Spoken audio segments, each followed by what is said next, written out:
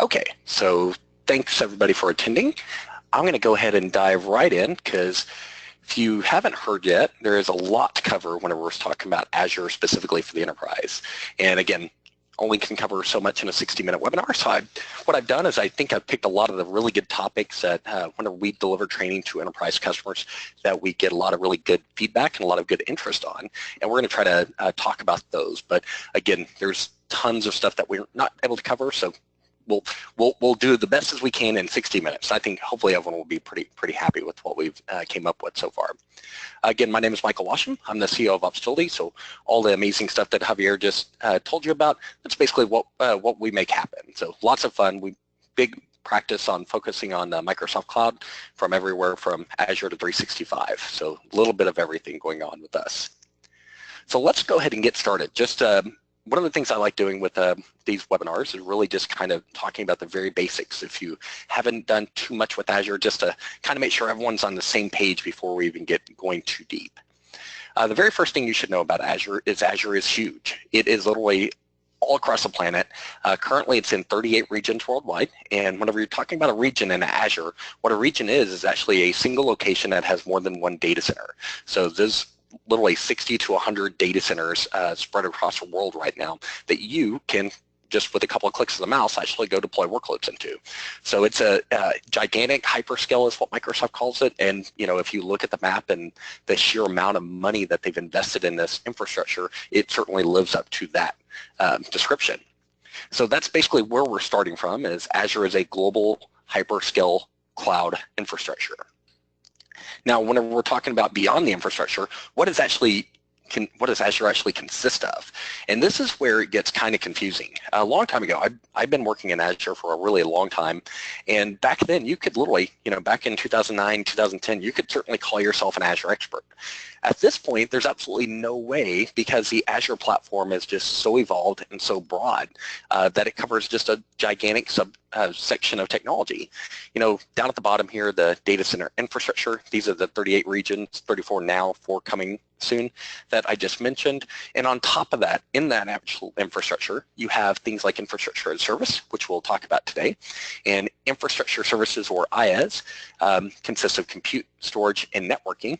Now, if you look inside of each of these, you know, big buckets, there's all kinds of different services. You know, in the networking, it could be, you know, virtual networking, it could be configuring load balancing, or it could be doing hybrid connectivity between your data center and Microsoft's data center using things like ExpressRoute. It's a very wide list of services that you kind of get an understanding of whenever you're starting to integrate this into the enterprise. And on top of infrastructure is a whole set of PaaS and SaaS services that you can actually build and integrate your enterprise with as well. So in the middle piece, and we'll talk about this more towards the end, you have the platform services section. So these are all the different services that your developers will use to actually build net new applications. And they have things, you know, from the web and mobile with Azure Web Apps and API management, mobile apps, etc., that your developers can use to quickly build new web applications that maybe they're the front-end site like Opsgility.com, or maybe they're an intranet site that maybe you used to host on an internal IaaS server before. Now you can just host it somewhere up in the cloud without any servers. And we'll talk a lot more about platform as a service later, but just so you know that there's a broad set of services here in the PaaS world that serves lots of different purposes. Web and mobile, you also have analytics and IoT.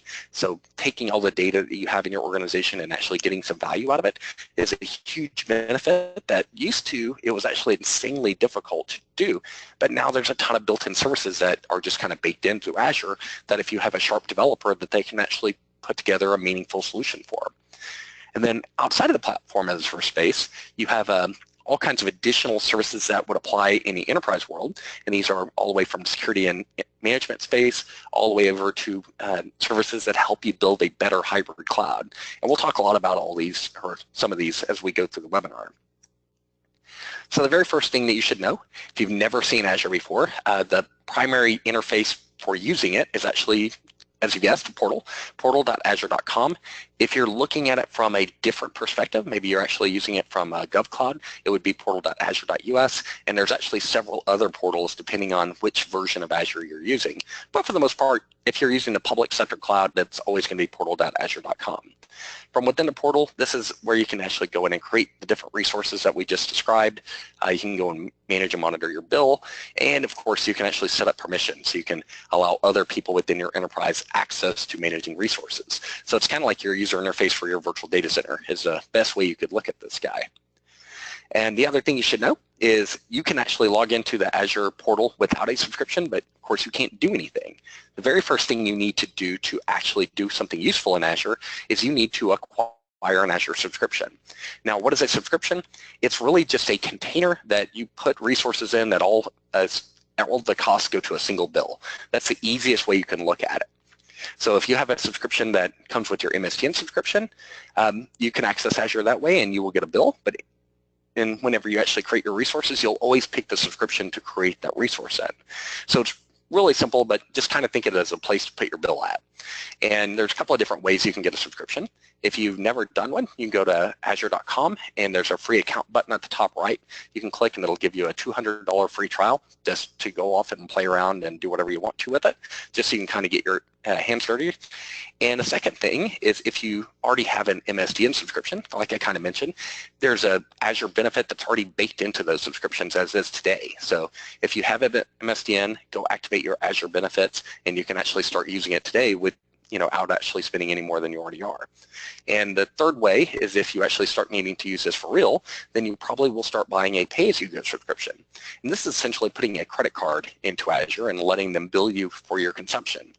And then there's two additional ways, and this is more typical for the enterprise space. If you're a reseller, maybe you're a cloud solution provider, or you as a customer are working with a cloud solution provider, they can sell you access to Azure directly, and usually there's a lot of additional premium services that go on top of this, such as managing your backups for your infrastructure or supporting your end users. Lots of resellers offer these value-add services on top of Azure. And finally, if you are buying a Azure directly from Microsoft, you can actually buy an enterprise agreement. And the enterprise agreement essentially lets you manage all of your subscriptions for your entire company directly. And we'll talk a little bit about that later today. But just know that the very first thing that you need to do to actually use Azure is you have one of these subscriptions. All right, so let's pop out, and I'm going to give all the people that have never really used a portal a really quick overview of what it looks like.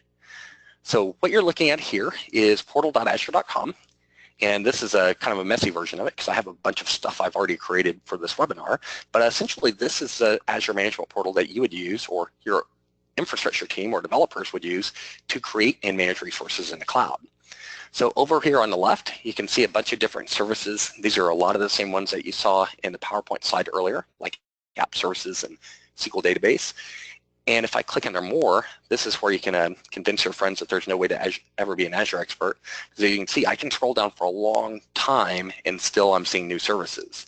So this is where you can actually go to find everything that you can deploy in Azure.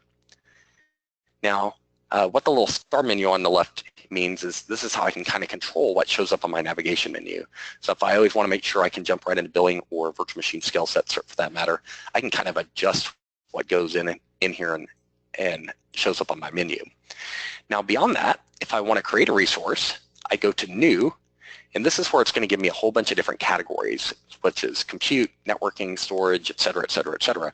And all I really have to do is go in here and browse a different type of resource that I want to create and fill in the configuration information, and it'll actually start spinning it up in the data center I pick. And I'll show you that here in just a few minutes. Now a couple other little odds and ends I want to show you before I jump out of here too much is if you find yourself in the Azure portal a lot, one of the things you may want to get used to is using some of the keyboard shortcuts. So if I go under Help and I click on keyboard shortcuts, you can see that we have all kinds of little actions that we can take. For instance, if I wanted to press N instead of click on my mouse, it'll pop me out to the new menu. And the same thing with browse, and not in that menu of course, but if I wanted to browse, I could do the same thing. And all driven directly by the keyboard. I have a feeling that this feature was built by the Azure portal developers because they were tired of clicking everywhere, but it can come in handy for the rest of the world too. So speaking of the Azure portal developers, one other little feature I will share with everyone is the smiley face or the feedback button. And what this really is a way of giving feedback directly to the Azure portal team. And why would I highlight this? Well, the one thing I will say is, as a training company, we see the evolution of the Azure Management Portal probably more than anyone else other than the people that are changing it. So anytime anything changes, we realize it because it usually breaks our labs. And one of the things that we also see is if the portal is broken, if there's a bug in it, we're also the first people to explore it because all of our students are also running into that same bug. We have literally decidedly given feedback through this portal before in the morning and had the portal fixed by the evening. So just keep that in mind. If you see something that's not working quite right or something you love, this is a direct feedback directly to the developers and the PMs that build this, and they take this feedback very seriously. A couple of other little gotchas here. If I go to settings, I don't think this is that great of a feature, but it's kind of cool. If you want to change the color of your background portal, you can really change your theme up a little bit. If you're on a slow connection, you can disable animations and all kinds of other little gotchas here that you can play around with in the portal to make it feel like a little bit more yours. Now, a few more things I'm going to show you before we jump on is that I do have a couple of virtual machines that I've already spun up. So if I click on virtual machines, and when I say a couple, I mean about 10. At the very bottom, you can see that we have a Webinar WinVM and a Webinar Linux VM. So I'm going to show you real quick just how easy it is to connect to a virtual machine that I've spun up in Azure. So if I open this up, this is my Windows virtual machine, and you can see that I just spun it up a while ago, so whenever it's spinning up, the CPU utilization was quite high. Same thing with the network, but now that it's been booted up, it's really not doing a whole lot. But if I want to connect to this VM, I click the connect button. It's going to dynamically generate a RDP file that I can literally just connect to. Now, the one thing I will say is this is connecting to a virtual machine over the public internet on a public IP. So this is fantastic for trying things out, learning how to do it. In a real world, you would not put this on a public IP if you were using this for production purposes. But it does just give you a good idea how you can actually connect to these VMs. Now, kind of the same concept for Linux, and yes, I'm assuming everyone knows, but just in case, you can run Linux in Azure. I can do the same concept that I can actually connect to it directly over the public IP. So I can see the public IP right here, and if I want to copy that, I can drop down to a bash shell.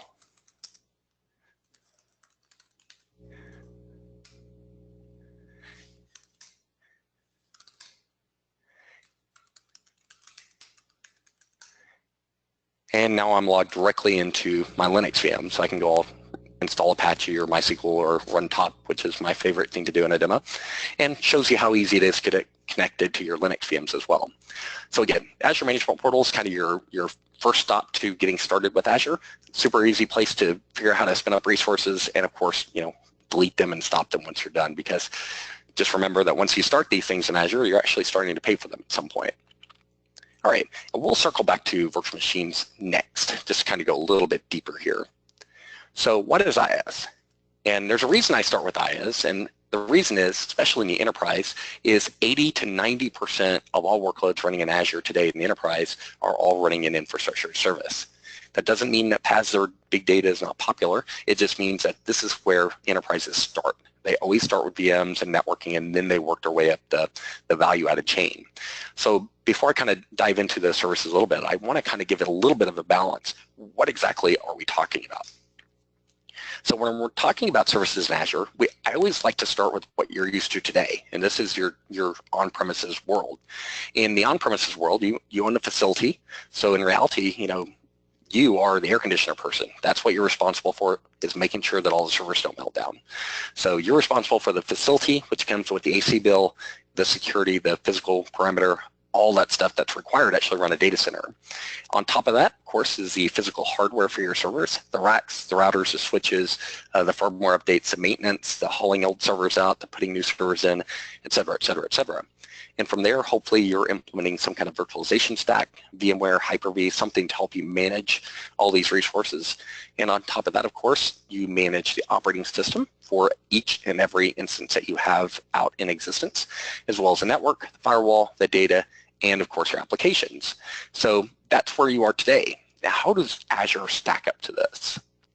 So if we look at the infrastructure as a service world, where it really comes in is right where virtualization, hardware, and facility. These are really the three things that you're giving up or transferring ownership, I guess maybe a better version of it, to Microsoft in exchange for a lowered management responsibility.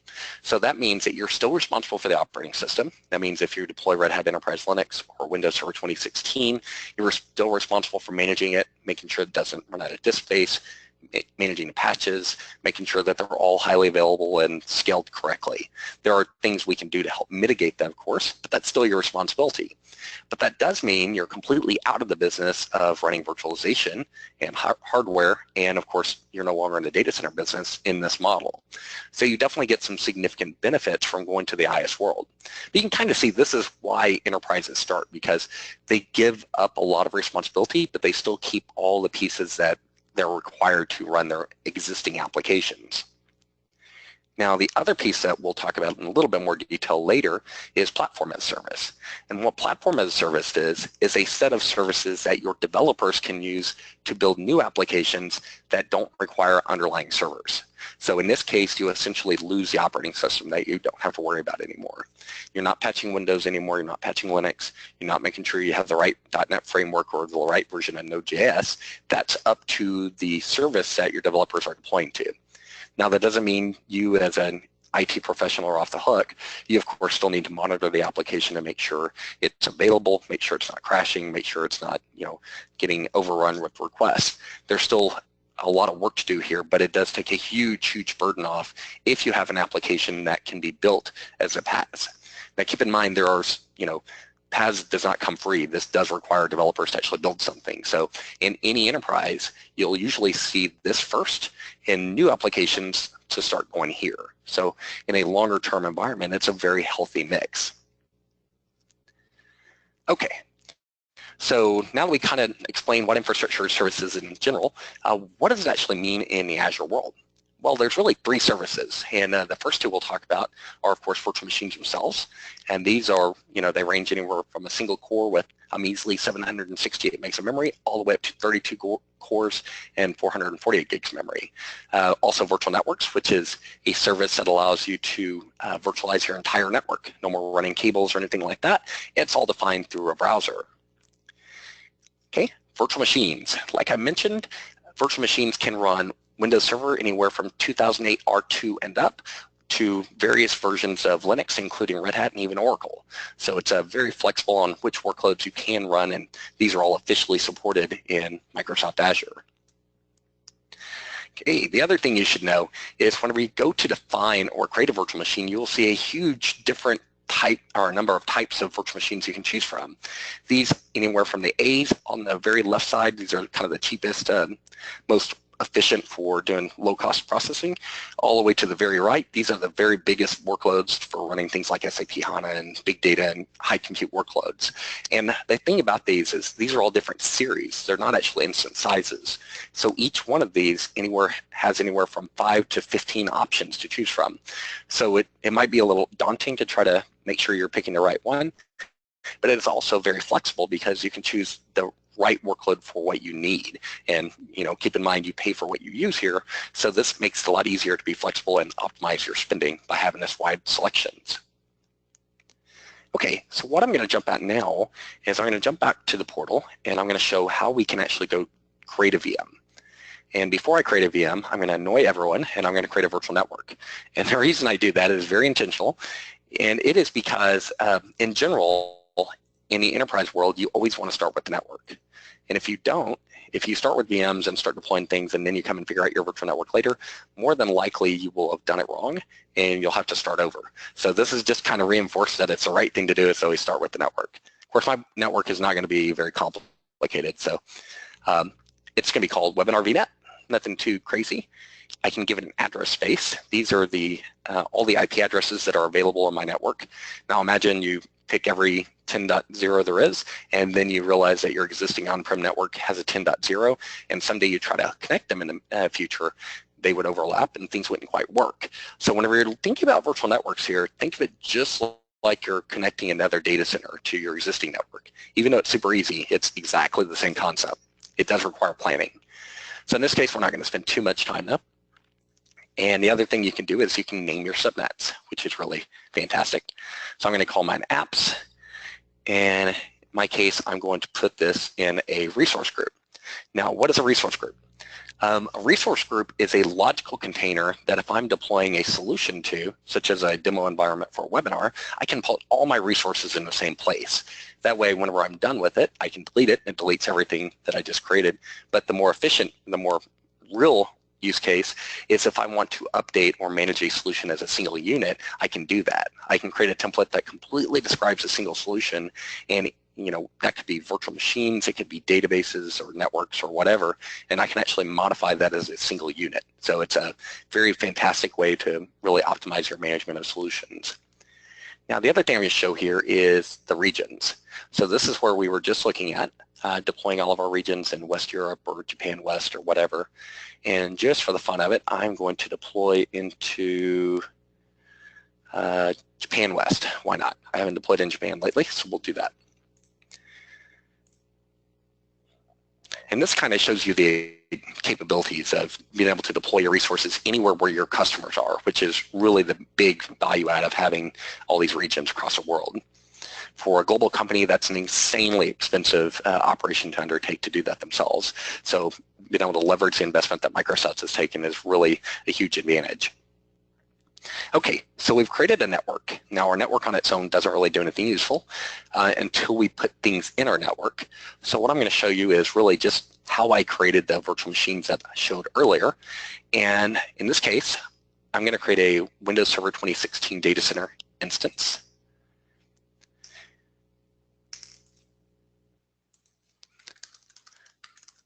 Call it Webinar Win16. Right off the bat, you can see that I can pick high performance SSD or the cheaper HDD. And of course, I'm always going to pick SSD because I'm impatient. Now I'm going to give it the local username and password for this machine. Do have to confirm, so hopefully we won't typo it. It's fantastic. And I'm going to put that resource group or this in the same resource group that I just created a while ago. And you see, if you already have Windows Server licensing, you can actually take advantage of those in directly in Azure. So you'll only have to pay for the compute time instead of actually buying the Windows license again. So one thing to keep in mind, if you already have an enterprise agreement with Windows Server licensing built in, it's another way of cost optimizing your spending. Now, right off the bat, they're recommending a couple of the virtual machine instance sizes I can use to spin this virtual machine up. And you can see that at the bottom, it's giving me an estimated cost for for the virtual machine. And this one has one core, can support 2 data disks, but has different memory configurations.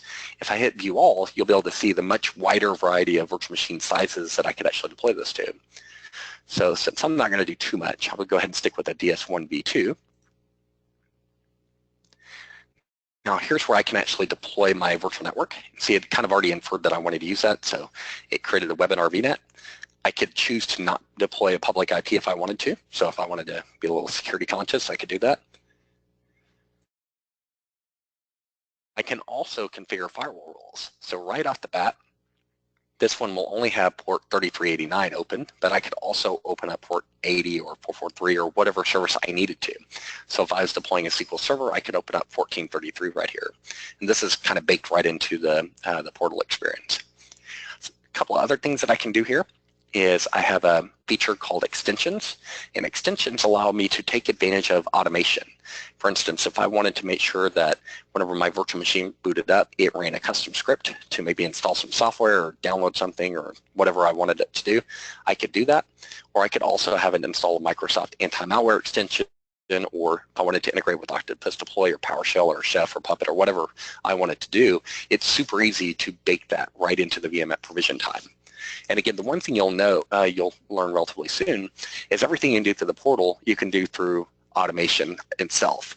So if I'm creating 100 virtual machines, I'm probably not going to be using the portal to do it, but I have other services that can take care of that for me. There's also built-in high availability options and monitoring that we can also enable on our virtual machines. But we'll go ahead and keep it simple and just let it do the final validation. And once we click OK, it's actually spinning up that virtual machine in Japan West right now as we speak. So again, very simple, very easy to get started spinning up new resources up in Azure. All right, so now let's talk a little bit about the guts of Azure. What is it under the covers, or at least for virtual machines? One of the things you'll see prevalent across the entire landscape of Azure services is Azure storage. Any service that you use in Azure has a dependency on the service. So it's probably one of the ones that they really don't want to have an outage in because it kind of brings everything down.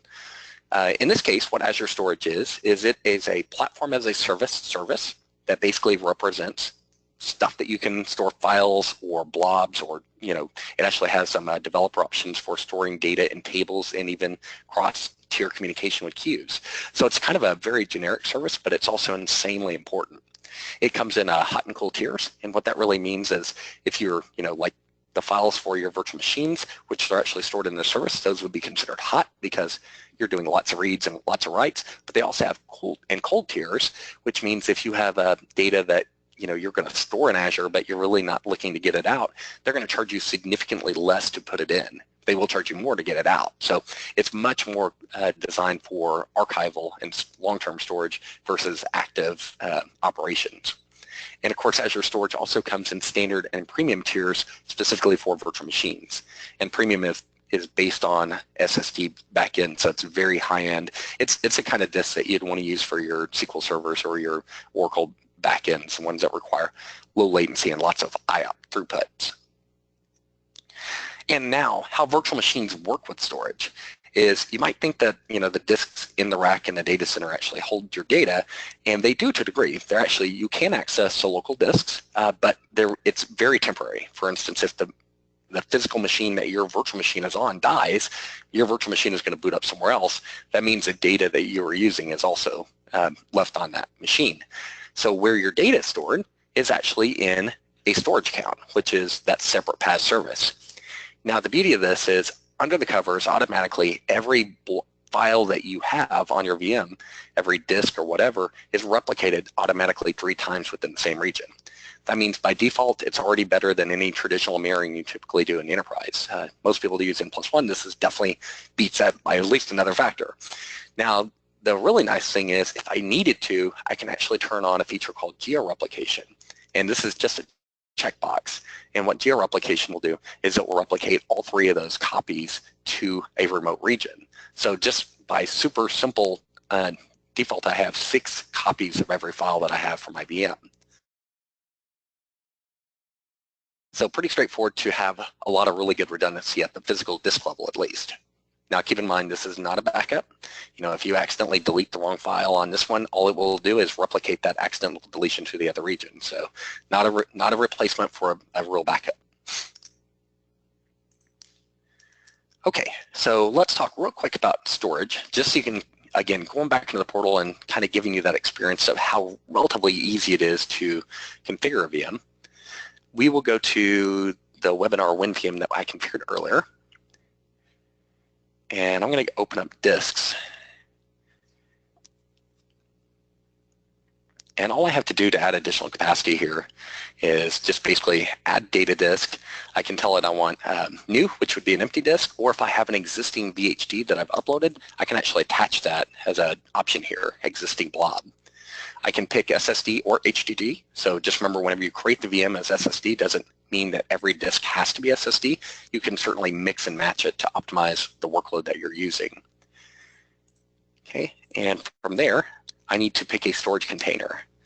And essentially what I'm going to do is I'm going to pick the same storage account that I'm currently using right now.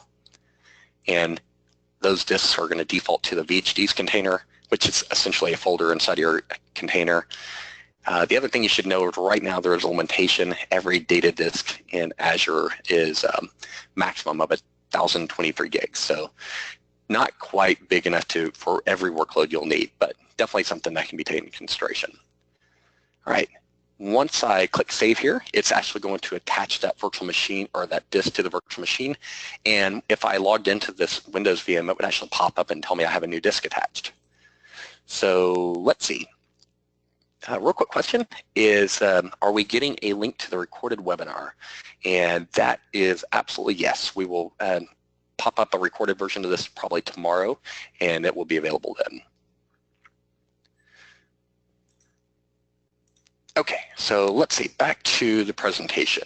And of course, there's lots of more stuff we can talk about with Azure Storage, but that one will get us started for today. Now, networking. Talk briefly about Azure Virtual Networks. The main thing I wanted to emphasize earlier was that you always start here, otherwise you'll end up messing it up and coming back here after the fact, and it's much better to get it right the first time.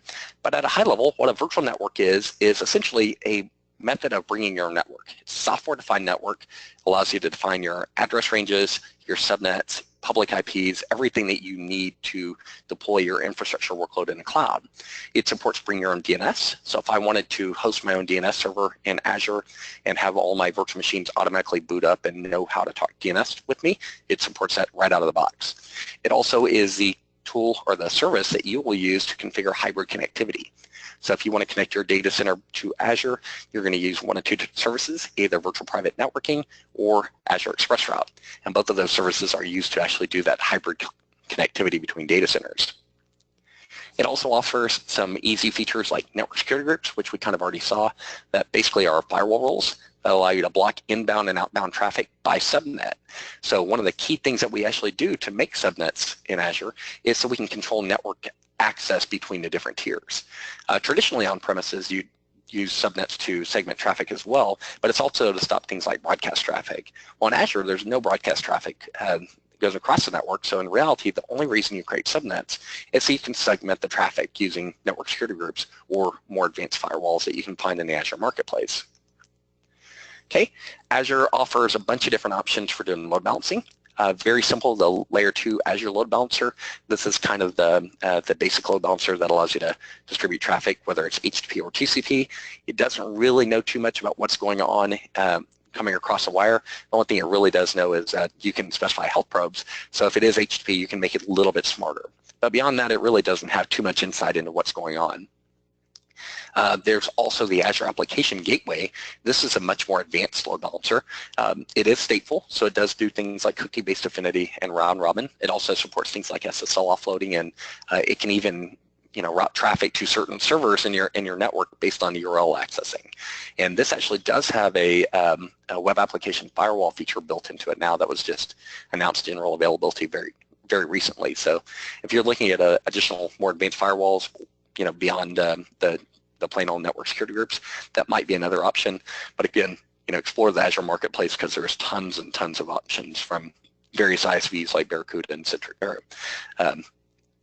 Barracuda and Kemp and F5, et cetera, that you can add on to this the built-in tool set that you get with Azure.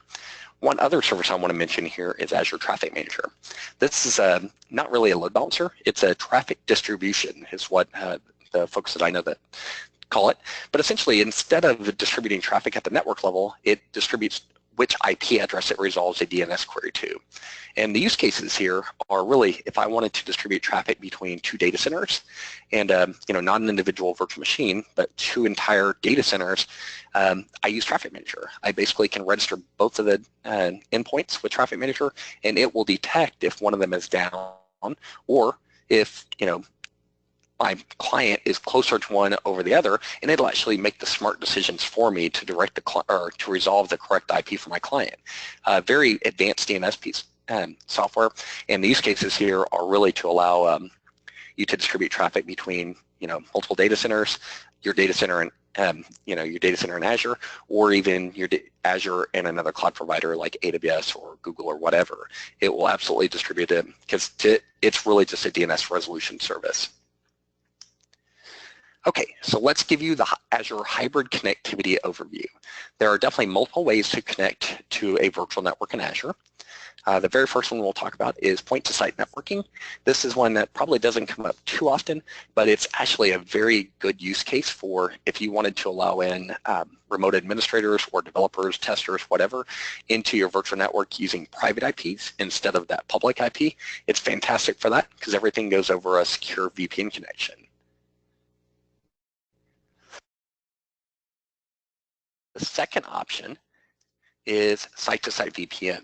Now, unlike point-to-site, which just uses a single computer to a network, site-to-site allows an entire network to access your virtual network. You define the address ranges that are on premises to connect, and on both sides, and it basically goes over your existing internet connection using IPsec and allows a secure tunnel between the two networks.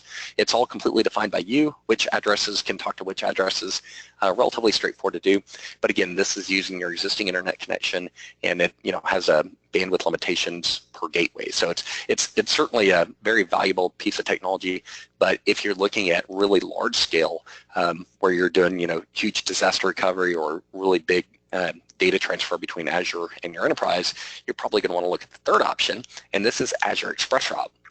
What ExpressRoute is a private site-to-site connectivity that allows you to basically go through either your colo provider or your MPLS provider to have a direct connection to the Azure network. So the bandwidth capacity is much, much higher. It's all the way up to 10 gigabits per second. Obviously, it's going to cost a lot more, though. But it's really designed for those larger enterprise workloads.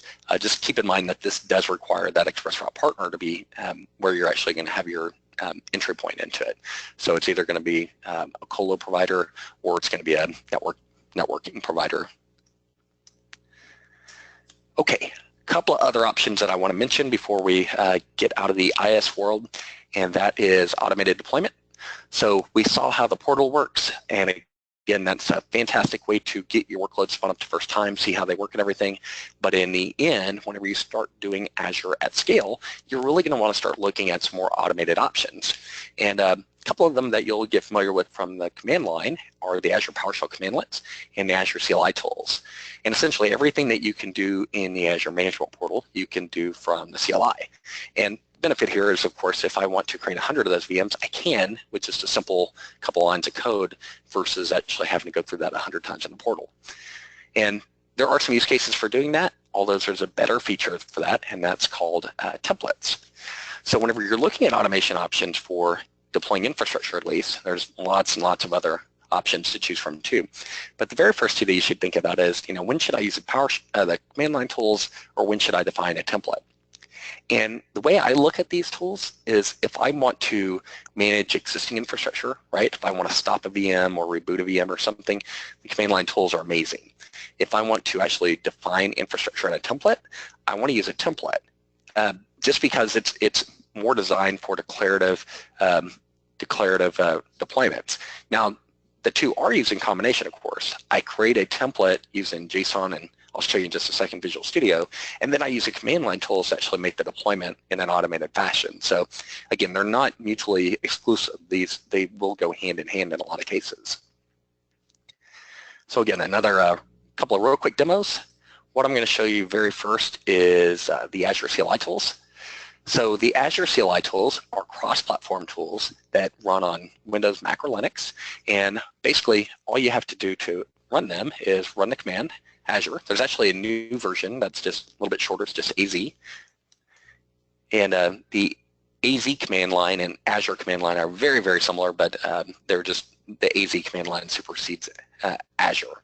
So these command lines, if you look at the help output here, you can see all the different resources you can manage, whether it's CDN or batch or availability sets, etc. So for instance, if I wanted to see which virtual machines I had running, I could type in Azure VM and then a verb, in this case list, and it's actually going to go off and tell me what virtual machines are running in my Azure subscription. And you can see the same thing. We could run Azure VM stop and tell the resource group name and the VM name, and we can actually manage that virtual machine's lifecycle directly from the command line. We can do the exact same thing if you're not a Bash person, you're more of a PowerShell person. We can run the get Azure RMVM commandlet, which is very similar to that. And essentially, once we run that, we'll get very similar output, except it's more from a PowerShell perspective than a Bash perspective.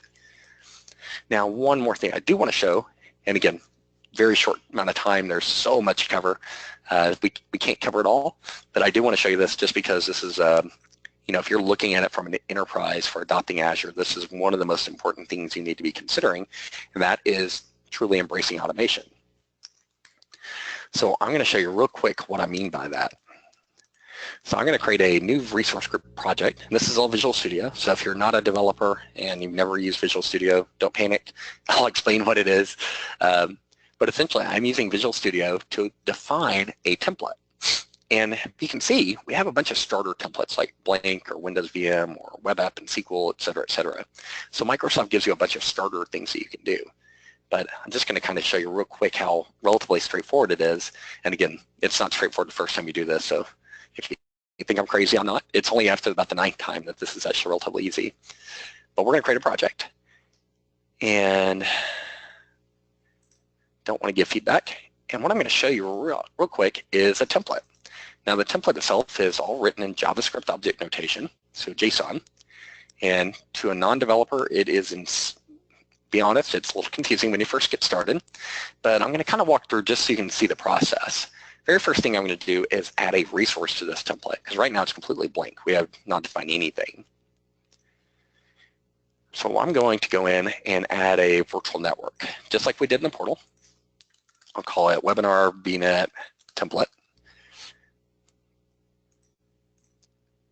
And basically it just dropped a big chunk of code in here. That's all that UI did. And if you can see that we have some variables here. We have the template prefix. This is basically the subnet or the address space for our virtual network. Then we have the address spaces for 2 different subnets. So I can go ahead and deploy this as is, and it'll create the virtual network. So if I wanted to define that and then publish it out to Azure, it does take a few minutes while it authenticates, and it does this every time for some reason.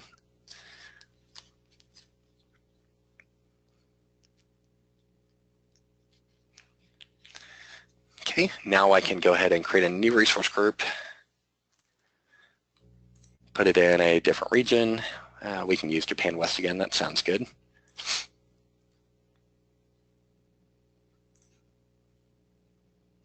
And you can see it's actually shelling out to call PowerShell. And under the covers, it's literally going to do a deployment directly to Azure using that template. So here in a few minutes, we'll actually have a new virtual network created in Japan West. So it's validating it. Might be hard to read this bottom here, but basically it's validating the template and it's executing it.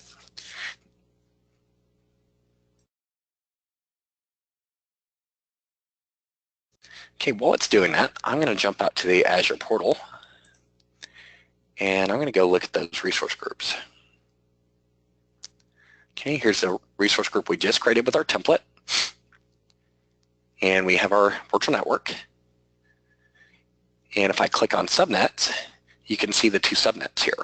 Now, what's awesome about this is why I'm saying that every enterprise should really look at this, is if I want to change the configuration of this, I don't have to go into the portal and do it. I can actually go into my source-controlled infrastructure code. So this is where infrastructure code comes from. And I can actually change these subnet names.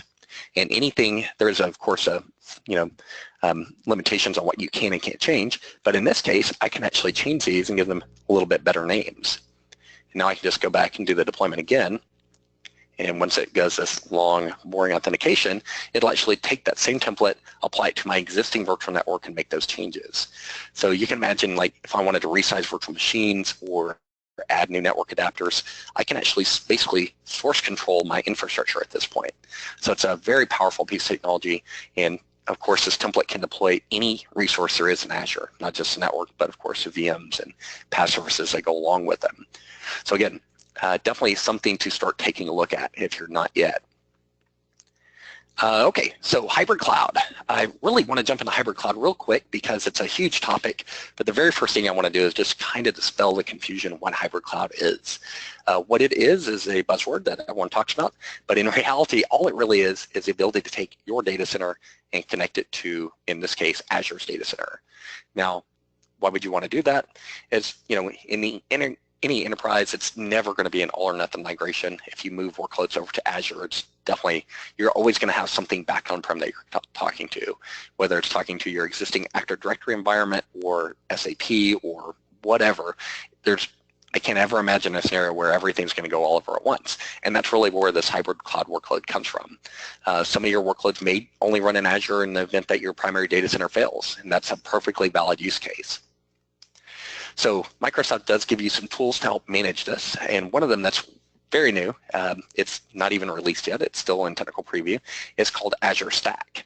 So Azure Stack is very interesting. It's basically it's going to be an appliance that's built by a certain set of vendors, and the software is provided by Microsoft.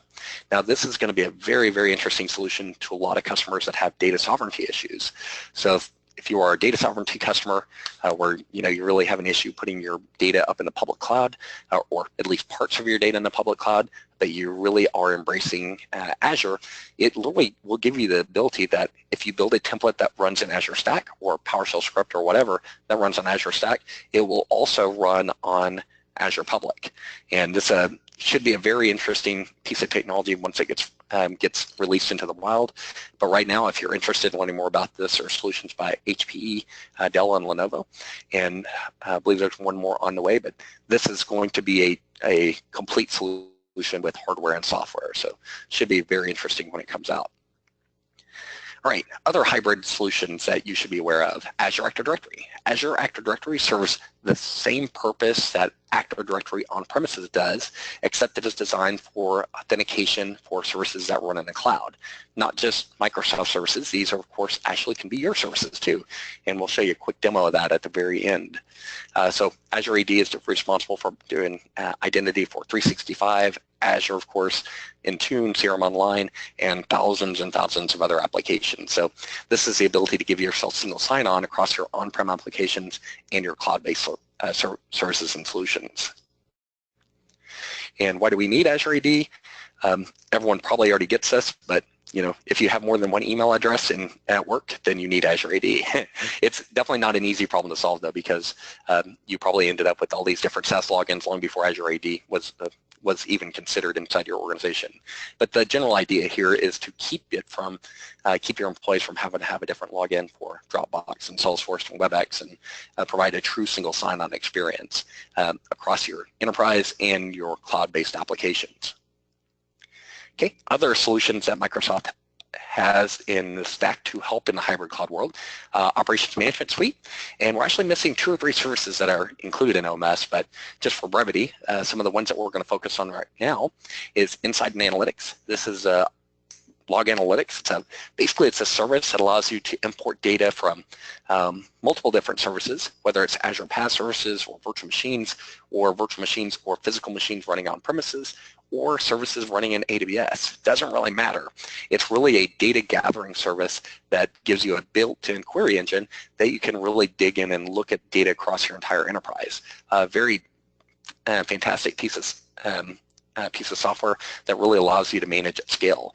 And there are service providers out there, I won't name them right now, but that use this exclusively to manage not just for their own infrastructure, but for their thousands of customers that are running in Azure today. So keep that in mind. It's a very powerful piece of analytical software for monitoring services and infrastructure. Automation and control. This is really Azure Automation. Azure Automation is a service that allows you to run PowerShell scripts on premises or in the cloud on a schedule, on demand, triggered, whatever your workload needs. It's a really systematic way of automating your environment. And it goes a long ways beyond that, including configuration management. So very similar to what Chef and Puppet do, except it uses it for DSC. Then protection and disaster recovery. I'll cover these a little tiny bit later, but essentially it's backup as a service. Allow you to back up any of your infrastructure to the cloud or your infrastructure in the cloud to the cloud. And of course, the last one is security and compliance. OMS gives you the ability to really analyze the security threats that are in your Azure infrastructure, as well as your infrastructure that's on-prem. So it truly is a hybrid security and compliance service. So a couple of things, just to kind of give you a little bit better insight into Log Analytics. Essentially, the data for Log Analytics can come from anywhere. It can come from web servers, it can come from databases, networks, logs, whatever you need to analyze, you can import it into this engine, and OMS provides the search engine that allows you to dig into it. So lots of really good use cases here. I highly recommend taking a look at this much deeper because it actually has a free tier that you can experiment with. Okay. Jump right past that, and this is one of the most important ones that I see customers jumping into, and this is Azure Site Recovery. So what Azure Site Recovery does is it is a service that allows me to use Azure as a secondary data center for failover. For instance, if I have a giant VMware infrastructure on premises and I want to set up a secondary data center, well, I have two choices. I can either set up a secondary data center and use VMware to replicate to that other data center. You can actually still use Azure Site Recovery to orchestrate that failover, or if I don't want to go through the whole expense of building an entire new data center, I can literally just use ASR to fail over that entire VMware infrastructure to the cloud. It's significantly cheaper. It's like $54 a server, last I looked at least. And of course, you don't have to buy a data center. So there's certainly some cost benefit there. And the second scenario, of course, is if you have multiple data centers, you can actually use ASR to do the replication between the two. Okay, and this does support VMware physical servers and of course Hyper-V and System Center. So it's pretty flexible on what the workloads it supports from a failover perspective. So we're running a little bit short on time here. So I want to show you the OMS demo. And the OMS demo is essentially what I can do is inside the OMS gallery, I can go in and again, I'm showing you the super easy stuff because I don't have enough time to go too deep, but essentially what you're looking at is a bunch of predefined queries that I can run on all my data. So for instance, if I'm running SQL Analytics in the cloud or I'm running backup, I can actually apply these solutions on my existing infrastructure and basically make sure that, you know, I can have OMS track my data for me. So these are predefined. Of course, anything that I predefine, I can actually have it automatically defined too. So let's take a look at one of them, like the anti-malware assessment.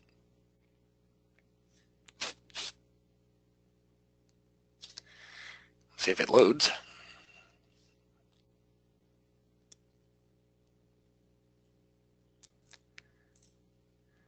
Let's see.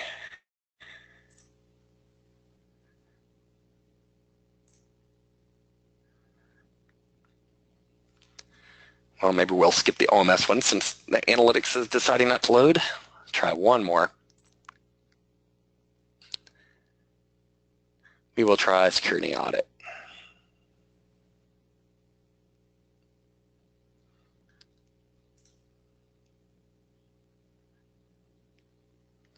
All right, OMS is not agreeing at the moment.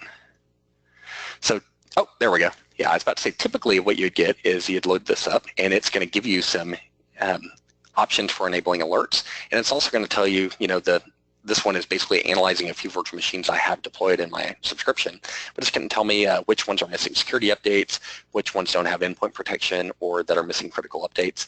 Accounts failed to log in. There's all kinds of things that are literally, I just booted these VMs up, not done anything to them obviously, and OMS is telling me that. So if I dig into this, it can actually tell me a lot of things that I can do to fix this. So it's a getting very powerful engine, and this is all out of the box. There's tons of things you can do to customize this and make it a lot deeper. So that's kind of hybrid in a nutshell. Probably run over a little tiny bit on this webinar just because we have a few more things to talk about. So a couple of things I want you to know from a governance perspective. So whenever you're thinking about governance in Azure, you have a lot of different tools at your disposal. You have the Azure EA portal, which is if you're an enterprise customer, it's a portal that allows you to manage your enterprise subscriptions all in a single location. Of course, you have Azure AD. This is where you'll manage all your users and groups, and that goes hand in hand with role-based access control. And in role-based access control, it's basically the tool that you use to grant the users and groups in Azure AD access to different services in Azure itself. So again, it's the tool that you use for all your permissions. But it's not just that. There's also other features called resource locks. One of the things that I like to highlight is you saw me create VMs super easy, and it isn't very easy to spin up VMs in Azure. It's also just as easy to delete them. And what a resource lock does is it basically gives a second opportunity to block someone from accidentally deleting your production workload. It basically means that they have to be an admin. They have to say, yes, I am intentionally unlocking this before they can delete something. That's the entire use case, is to prevent you from accidentally deleting something. Then you have other tools. You have OMS, templates, command line. These are all very valuable tools that when used in conjunction with each other make it very easy. Well, I wouldn't say easy, but it make it possible to apply governance to your Azure subscriptions. So a little bit more about the EA portal. The EA portal is where you actually go to create the structure of how your company looks to Azure. Now, why does that matter? It really matters because you kind of want to model the EA portal how you do your business, or at least how you want to do chargeback.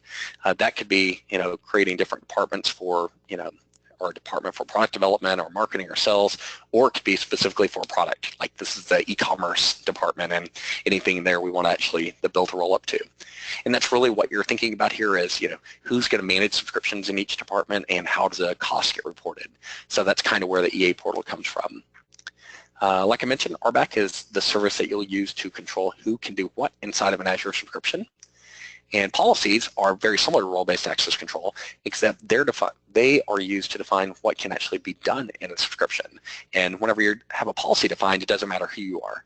So you could be the admin, and if a policy is there, you can't do anything until, of course, as an admin, you can change the policy. But it's a role agnostic on what access is allowed inside of a subscription. And another feature I'll show you real quick is the Azure Security Center. Security Center is a really nice service. It's very similar to what we just saw with OMS, except it's automatic. Like I've done absolutely no configuration for it.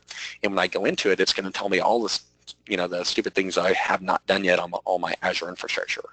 And we can go in and actually turn it on from free to advanced, and it will actually turn on some more advanced threat analytics for me that will do threat detection using Microsoft's actual intrusion detection network. So it's a very nice free piece of technology, but with the paid version, you also get some very advanced security monitoring capabilities built into it. And of course, Opsgility Cloud Sandbox. I think Javier mentioned that at the very beginning. One of the things that you don't really get the ability to do with Azure EA Portal is give everyone in your company access to Azure kind of at scale, because there's no such thing as a spending limit on an EA subscription. So if you have a $100,000 commit, someone could easily go spend $100,000 and blow up your whole EA on accident because they were experimenting. So it's a little risky, but what our sandbox does is allows you to buy Azure from us just for learning or experimentation. It's definitely not a production environment, but it allows you to really give access to everyone in your company access to Azure, and they can have a hard budget. So you can literally tell them that everyone on this team has $200 each, and if they exceed that, we actually stop them from doing anything. So again, this is how you give access to everyone in Azure at scale without risking your budget. Definitely makes your life a lot easier. All right, so I'm going to running a little bit short on time, so I think the only one I'm going to cover right now is Security Center. Just so you know it's there, because it's just built in if you already have Azure. And when I do training classes, I always get the same look. People always, while they're in their subscriptions, they always learn their production subscription. They jump in Security Center and they realize all the stuff that they need to do. So right out the bat, this is always a good experiment for you to take in your own world. If I open this, you can kind of see the kind of things it's telling me to do. It's telling me in this case that I have a storage encryption is not enabled. I can turn that on really easy. For compute, it's telling me that I don't have endpoint protection turned on, missing updates, I'm missing disk encryption, all kinds of things that it can actually enable for me as well.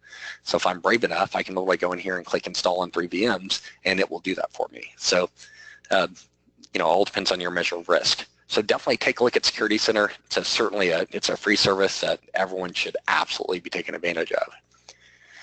Okay, so final topic of our webinar for the day is Azure Platform as a Service. So Platform as a Service, one thing I really want to highlight here is, of course, we've already talked about that everyone already covers, starts in IaaS world, but where everyone should eventually go with new applications at least, not, of course, maybe not your core infrastructure, but for new applications is PaaS, simply because it lowers your area of responsibility. The one thing that you have to know about this, of course, is it doesn't do it itself. You have to have a developer build the application using these services to really get the advantage of it. And of course, as long as that's part of your journey to the cloud, then it's a really good model. So what we typically see in the training world, at least, and we work with a lot of customers in the enterprise to help them get on this plan to Azure, is essentially they start, and they always start in IaaS, rightfully so. That's exactly the right place to start. But once they get further along, they see this, this big movement towards building new applications in the PaaS world. And this is where they can scale up. They can build new applications faster because they're not having to worry about managing the infrastructure, because Microsoft takes care of that for you. So again, this is definitely something that if it's not on your roadmap, you should probably start putting it there. Okay, so just based off, I think this is a Forrester survey of some initial customers back in 2016 that had already went to IaaS and really started to looking over PaaS, you can see that overall the numbers speak for themselves. There's a huge return on investment, lots of time saved in IT, and of course faster time to market because you're working on services that already exist versus actually building that infrastructure from scratch.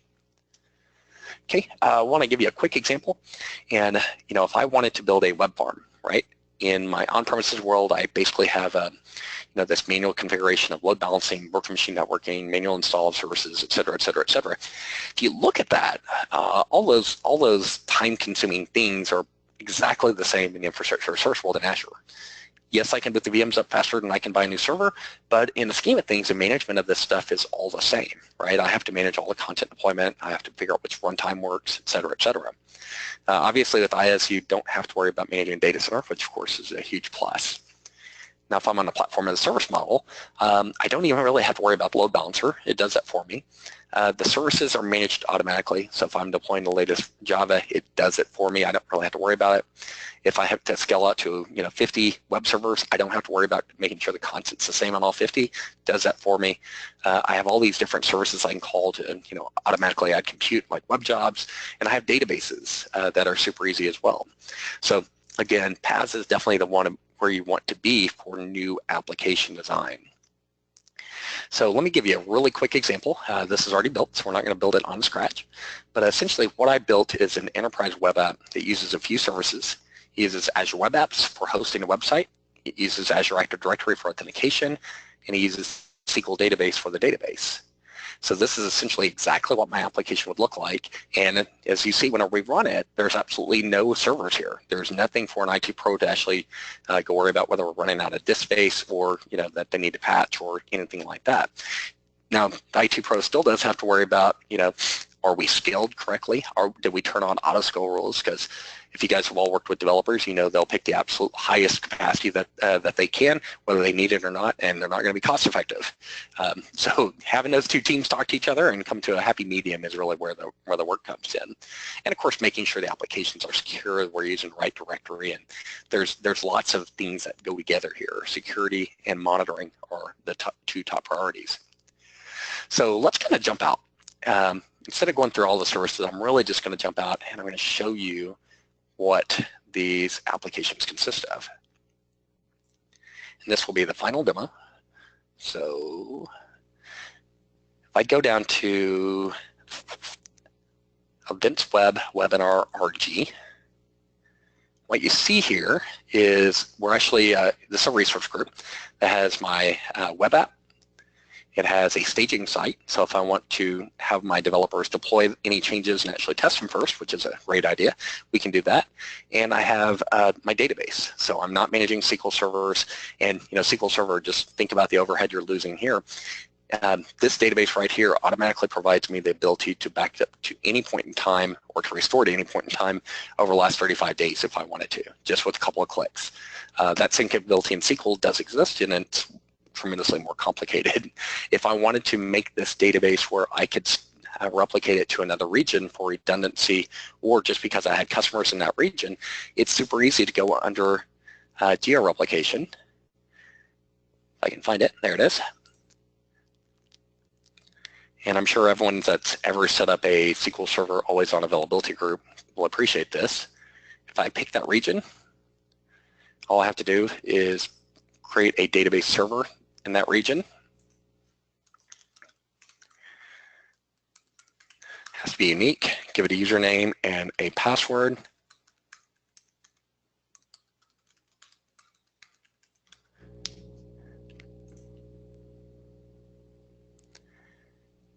And click OK. And now I have officially set up a asynchronous replication between these two databases. Again, that is where the power of PaaS comes in, because anyone that's ever done the opposite with, or the same with SQL knows it's usually a multi-day operation. So that's basically the entire set of resources for my web app. I'll show you, it's not too fancy right now, but it does do some enterprise things, like it does now have multi-region availability at the database level. And to be honest, it would not take that much to make it at the web level too. So I'm going to go ahead and log in, and this is another enterprise feature.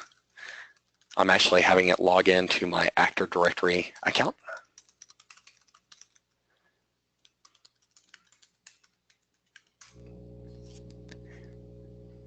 And basically what this app did is just logged into my Azure AD tenant, which could actually log into Active Directory on premises. It pulled all this meta information out of the directory, just like if you were using an application that did ADSI the old days in Active Directory. So again, true enterprise capability, all just from no server workloads.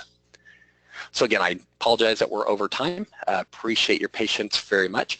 I will stick around for the next 5 to 10 minutes to answer any questions over chat. So if you have any, definitely let me know. But again, thank you very much for attending our webinar. I hope it was very helpful.